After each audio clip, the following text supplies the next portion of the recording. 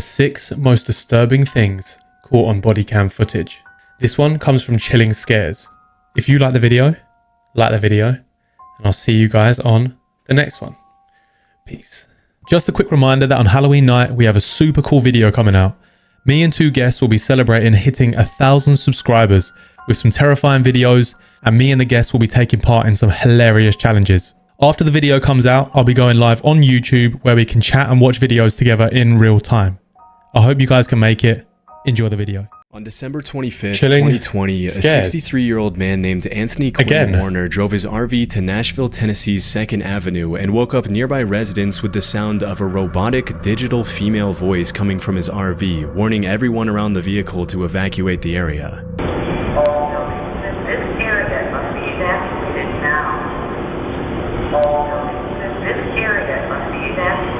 Wait, what do you do if you hear that? Like, what?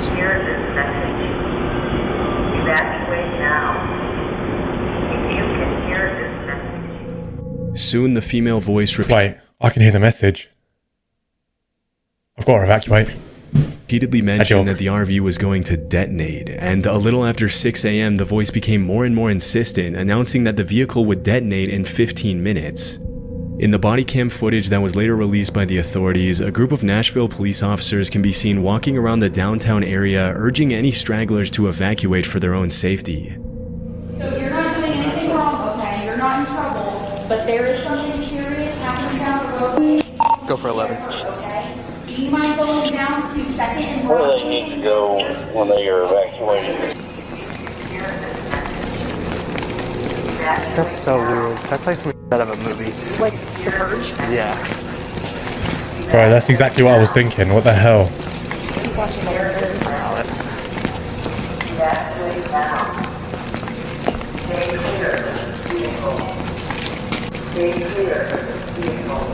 The robotic voice. Bro, and what its is wrong with ominous people? Do warnings you know what gave I the mean? whole scene an extremely eerie vibe, like as the police officer mentioned, something out of the movie The Purge.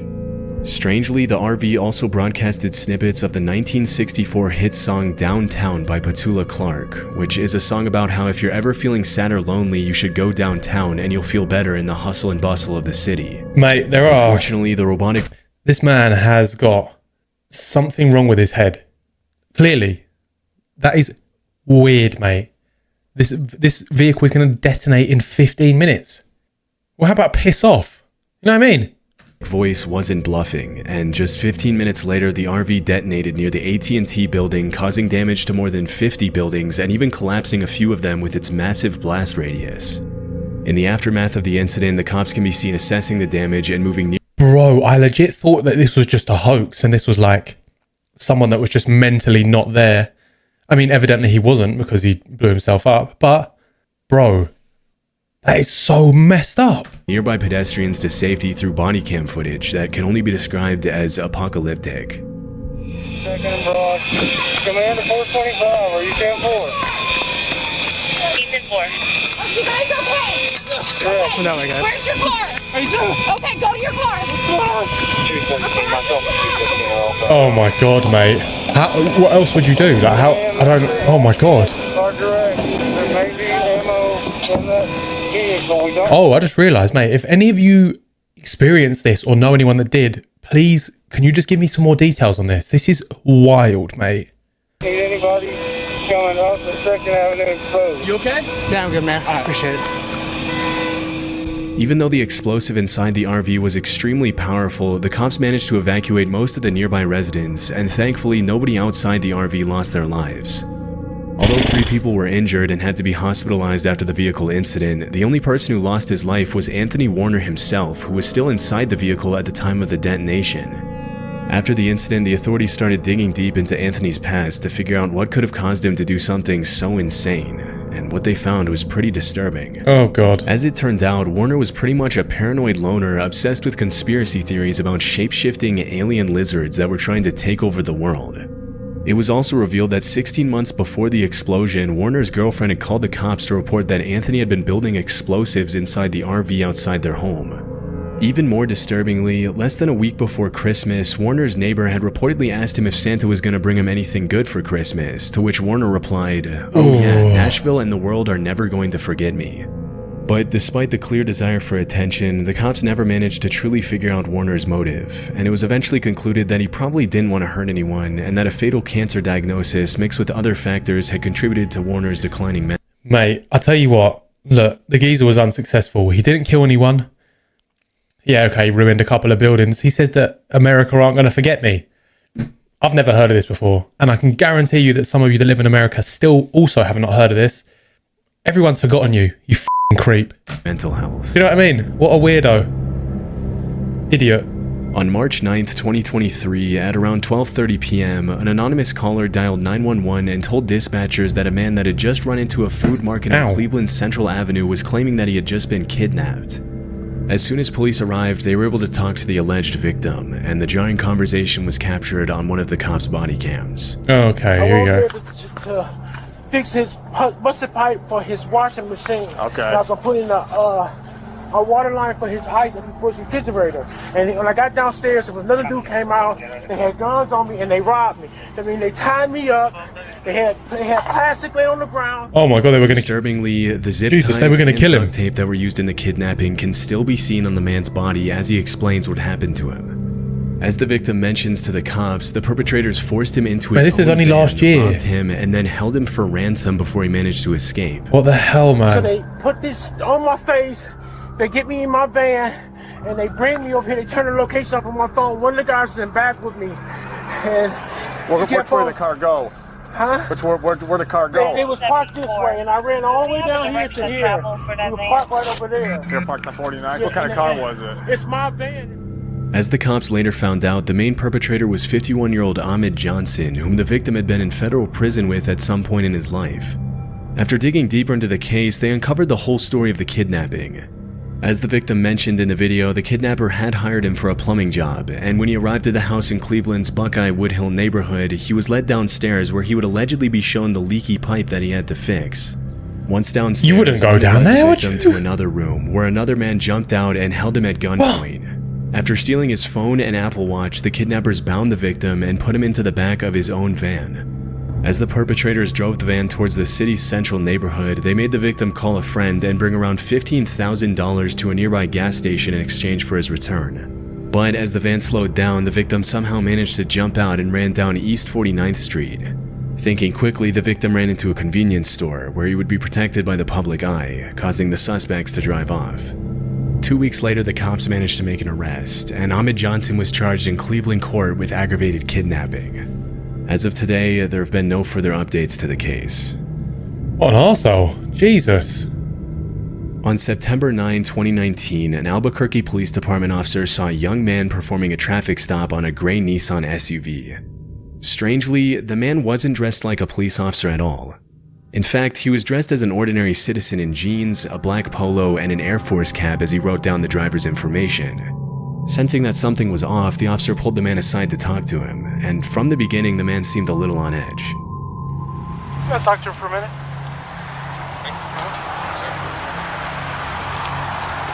I do. What's going on? Let's just talk back here real quick. Who do you work for? Early Country Talk. Oh, okay. I know, I'm under-equipped. Okay, because normally you do, if you're out here, man, if you're making a traffic stop, you're just gonna have to stop, dude. Alright? Do you have an ID with you? I mean, this is all I got. I mean, like I said, I'm under-equipped. I was just heading over there to the courthouse It's a courthouse for what? to get my crap. Okay. I know, it makes no sense. I caught him going 120 down I-40. Okay. Why do you have lights on this vehicle? Personal, I know. Do you have an ID with you at all? No, I keep it on my uniform. The man claims that he was on his way to the courthouse when he pulled over the driver of the gray Nissan. Suspiciously though, he claims he doesn't have any sort of identification on him because he allegedly left it inside his uniform. After a bit of questioning, the man says his name is Brendan Wazinski and confesses that he was using his personal vehicle to pull over civilians, but insists that he's been an officer of the law for 3 years. Oh my god, mate. Why is this stuff making me I'm jump? not here to mess with you, man. It's just the thing is, yeah, he was speeding, dude. You could have called it in, and because if you get into shooting, you're Right. screwed. All right, man. I understand. All right. He's definitely not a police officer, is he? This looks really bad. Right. This looks really bad. This screams whacker. Right. How long you been on? About 3 years. Okay. I've been on for like 13 years. Alright, so... After checking the database, What's that got to do with anything, though? A guy just asked him how long he'd been on just so he could wave his piece around, saying, "Oh, I've been on 10 years longer than you." What a weirdo. the officer Who notices cares? Brendan's name doesn't pop up on any nearby law enforcement agency's list, and at that point, his only option is to put the suspect in the back of his vehicle while he waits for his supervisor to figure things out. Less than 5 minutes later, Brendan gets cold feet and confesses that he's not a real cop. What's up, man? Alright. I'm just gonna be straight up honest with you. I'm not a cop. Okay. Okay. I'm just gonna be What's that honest. badge from? I bought it offline. Okay. Do me a favor, stay in here, okay? For a second. As soon as his supervisor arrives, the officer briefs him on the situation, and they decide to arrest Brendan for impersonating a police officer. Yeah, that's like After putting him in horrendous. cuffs, the sheriff arrives to assess the situation. I honestly don't know how long Brendan was expecting to be able to get away with pulling people over pretending to be a cop, but it seems as though he was hoping to play vigilante with no consequences forever. Even though he didn't have a weapon in his belt at the time, it's not uncommon for people like Brendan to start using guns and handcuffs as intimidation tools once they get more comfortable and start What an thinking imbecile, they can get away though. with it. Obviously, it's Why not just become a police officer? Unless he's like failed repeatedly. In which case, give up, mate. The world's trying to tell you something. You're not going to be a fed. incredibly dangerous to have random people driving around the city pretending to be cops when they really have nothing to do with law enforcement at What a all. weird guy, which is why man. the officers have no other choice but to bring him into the police station. After arriving at the station, the cops try to get Brendan's full statement, but the suspect contradicts himself a bunch and lies to try to get the officer's sympathy. Brendan says he was on his way to work when he saw a guy going 120 on the freeway and confesses that he freaked out when the cop asked him about his identity. Strangely, he alleges that the badge he used to fake his identity used to belong to his dad, who supposedly used to work with the sheriff's department before he was killed in the line of duty 5 or 6 years prior. You said he got it online. And then when I made contact with you, I noticed you had a badge. Where'd you get that badge from? It belonged to my dad. It belongs to your dad? When was Well, it did. it did? Is he still around, or did he pass away? Well, he was killed. Oh, he was killed, okay. As it was later revealed, this was a complete lie, and the truth was that he bought the badge online as he had initially I was confessed about to say, he when the literally cop just said that. interrogated him. What a weird guy, It's hard to man. imagine that he thought he was going to get away with a lie like that when there was video evidence of him saying that he bought the badge There's online people less that than an hour ago. Are pretty good at lying, and then there's people like this guy that's like just talks pure nonsense for no reason. During the interview, it was also revealed that Brendan was only 18 years old, even though he said he was around 25 when the cop initially pulled him over. This makes the fact looks that he said he was 13. married and needed to call his wife even more sketchy, and it's hard to tell which details of the story are true and which ones are completely made up. A few seconds later, things get a little scary when Brendan confesses that he had a loaded weapon in the glove compartment of the vehicle, which wasn't initially visible in the video. Considering he's a compulsive liar and an irresponsible teenager, it's pretty horrifying to imagine what he would have done with the handcuffs and gun had he been given the chance to play vigilante for a few more days or weeks or whatever. In March 2020, a judge sentenced Brendan to a year of probation. But just I a thought few you were weeks saying later, prison. he failed to report to his probation officer, refused to get a psych exam, provided a false address, and missed a scheduled meeting. As a result, the judge tightened his probation conditions, and as of today, there have been no further updates to the case. Put him in prison. At around 8 p.m. on I was an September idiot. 30th, 2021, 3 children ages 6, 6, and 7 were reported missing in the Flamingo Oh, Lake neighborhood in Christ. Montgomery, Texas. According to the parents, the kids had gone missing after they went into the Sam Houston forest and wandered off the main trail to go play in a creek. After the disappearance was announced to the public, the authorities launched a massive search that included helicopters. I just realised, where are the parents during all this? Like seriously, like there's got to be a point where we just blame the parents.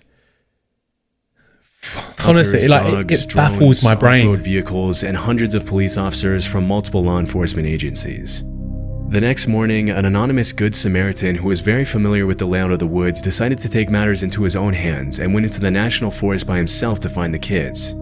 At around 9 a.m. on September 31st, the man found the kids and called 911 to bring the children to safety, and the whole rescue was captured on Sergeant Jason Smith's body cam.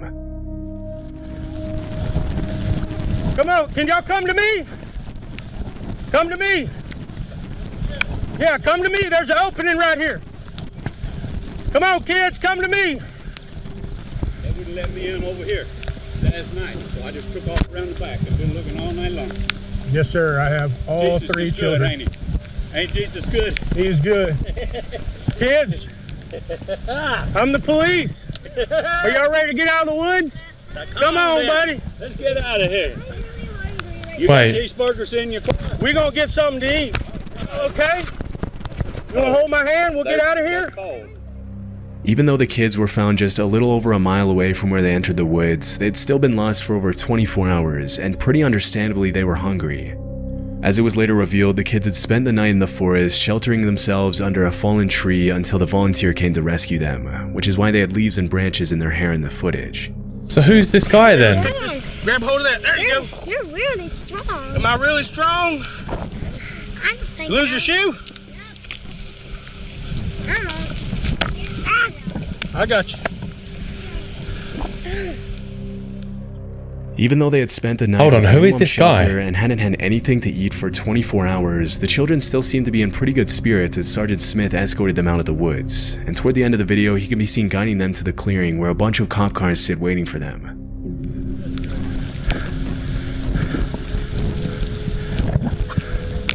Thank you, fellas. Y'all got it? Come on, kids. Let's come out to the road.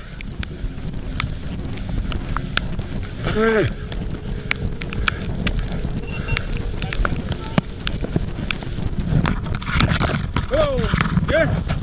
What? There you go, buddy. Look at you. You made it.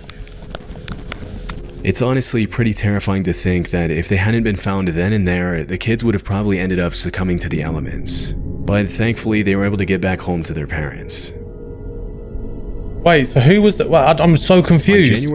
Was the guy that was with them, did he find them or was he with them all along? So confused.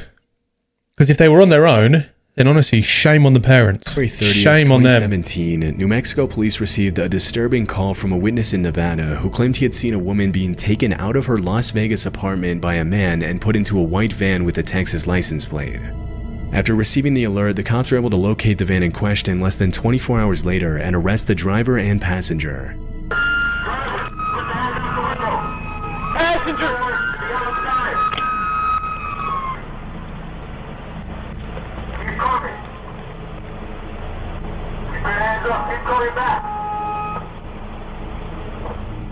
Once the suspects are out of the vehicle, the cops approach the white van, and that's when they find something incredibly disturbing. Oh no. Put a camera on this thing. Got a camera. You need a... Oh my God, thank you. Okay. Got it? Rolling? Okay, it's rolling. Okay, we're gonna get you out of here, okay? I got pictures of her and I got pictures of the chains. Bro, In the back of the vehicle, I don't even know what to cops say, find a mate. woman What named is Jane wrong who with was chained people? to the floorboards of the van by the suspects, and as soon as the officers set her free, she gives them her disturbing testimony. According to the victim, the man who was driving the getaway van was her ex-boyfriend Jack, who broke into her apartment and took her. Even though she fought hard to escape, Jack was trained in mixed martial arts and was a lot heavier than her, and it didn't take him long to take her out of her home. Jane assumed it was her neighbors who saw the altercation and called the police, and it was thanks to that 911 call that the cops were able to rescue her. Once inside the police car, Jack doesn't seem all too distressed that he's about to be put away for a long time, and he can even be seen interacting pretty calmly with the officer driving the vehicle, asking him if he has a favorite hymn and singing the words to Amazing Grace as he's taken to jail. You got a favorite hymn? What's that? You got a favorite hymn? No, I don't. Why not? I don't know. I've never been into them. What about you? What about Amazing Grace? You like that one?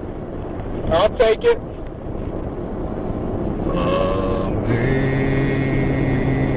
Amazing Grace, how sweet. As it was later these people cannot be real. That they actually can't be real. Some of you may have heard a word called NPC, or a series of letters called NPC, which stands for non-playable character.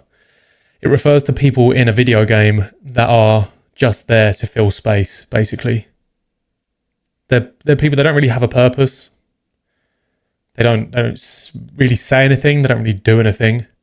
This is what these people must be.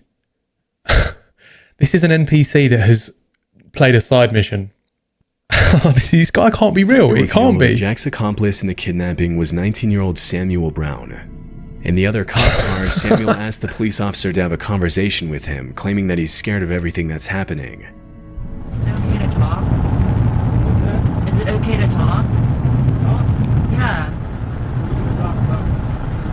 Anything. I'm just kind of scared, and okay. What are the police gonna ask me?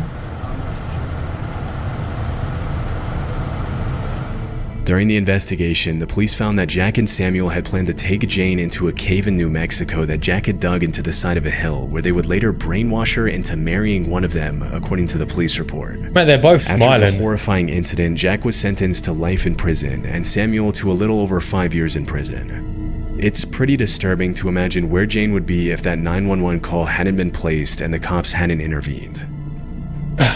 If you see it, say it. On April sorted. 8 of 2021, police officers from the city of Whitehall, Ohio, about sure 6 miles away from Columbus, received a report that a man was allegedly impersonating a police officer at a traffic stop. Upon arriving at the scene, they found a 26-year-old man named Casey Donovan Williams asleep in what appeared to be a Whitehall police cruiser. When he woke up, he told the cops that he was an off-duty cop working a special duty detail. At first, the officers bought his story, but when they were told there was no special duty assigned at that time, they returned to get the real story. And the exchange was captured on the cop's body cam.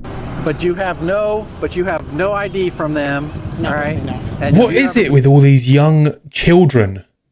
Look at this kid. Hold on, I'm gone. I'm invisible. But no, look at this kid for real. Look, his face. He looks like a baby. He is just a big baby that thinks he's a police officer.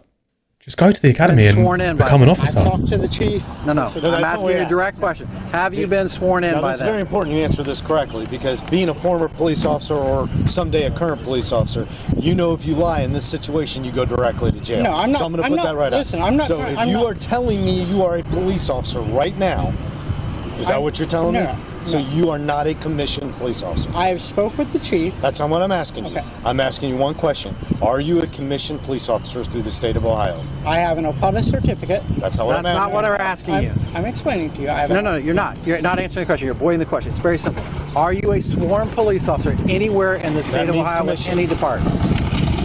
Not currently. Okay.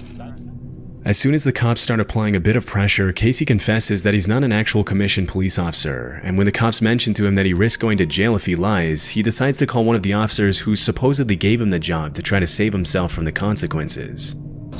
Okay. 1 second. Would you be willing to speak to the supervisor from the company? From Watchman. From Watchman? Yes. Is he an actual police officer? You are an actual police officer, correct? Okay. Yes, he is. Where are you commissioned at? It doesn't matter. He's not here doing anything. Yeah. I don't care if he's the superintendent of the state highway patrol. That's irrelevant to the situation. Even though he seems to have a pretty intricate series of excuses to justify his actions, the cops sense there's more to the story than Casey's letting on. After mentioning to the cops that he was just trying to make a little extra money by allegedly working for the Glenwood Police Department, he realizes his chances of getting out of an arrest are pretty slim, and that's when he resorts to asking the cops for mercy. That's all I was trying to do. Please do not. I'm asking you for courtesy, man to man. Please do not ruin my career. Please. I think you did that kind of on your own. Throughout the exchange, it seems as if Casey either doesn't realize the severity of what he's doing, or he really thinks the cops are going to let him get away with showing a fake badge and even carrying a weapon while pretending to be an officer of the law. Still, things were about to get a whole lot worse for Casey, because after he was put in the real police officer's cruiser, the cops searched his vehicle and found a loaded AR-15 rifle, a tactical vest, a loaded handgun with 15 rounds of ammo, a taser, 2 pairs of handcuffs, and pepper spray. It's pretty disturbing to think of what could have happened if the cops hadn't arrested Casey then and there, because even though he didn't seem to have any bad intentions at first glance, Casey could have used the badge, vehicle, and weapons for some pretty nefarious purposes if he wanted to by simply convincing people he was a real police officer. From kidnapping to extortion and everything in between, a fake cop can be extremely dangerous. As it was later revealed, this wasn't the first time the suspect had gotten in trouble for trying to pull similar stunts. Although at one point he had been a corrections deputy at the Pickaway County Jail, he was forced to resign after trying to enforce his authority as an undercover cop at a fair when he hadn't been instructed to do so.